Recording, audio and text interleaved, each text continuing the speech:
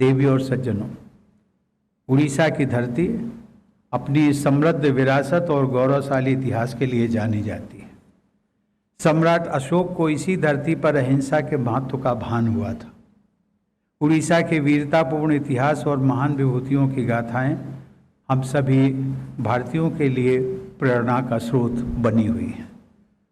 उड़िया भाषा सही मायने में शास्त्रीय भाषा का दर्जा रखती है।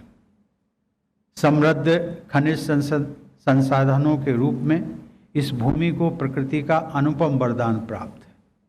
इन संसाधनों के माध्यम से उड़ीसा न केवल विकास के नए नए सोपान तय कर रहा है, अपितु आत्मनिर्भरता की राह पर देश के आर्थिक विकास में महत्वपूर्ण योगदान भी दे रहा है।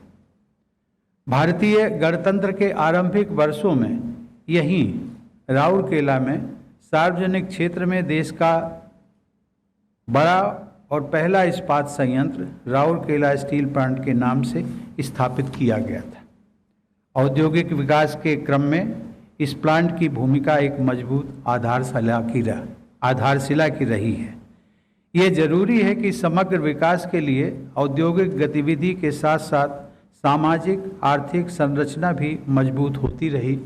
और मैंने ध्यान दिया है कि राउरकेला स्टील प्लांट यानी आरएसपी अपने श्रमिकों, इंजीनियरों तथा उनके परिवारों की आवश्यकताओं के प्रति संवेदनशील रहा है।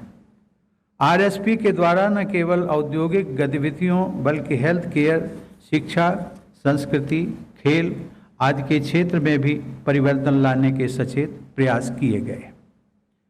आज राउरकेला की पहचान आरएसपी, एनआईटी और बीजू पटनायक प्रौद्योगिकी विश्वविद्यालय बीपीयूटी से भी जानी जाती है।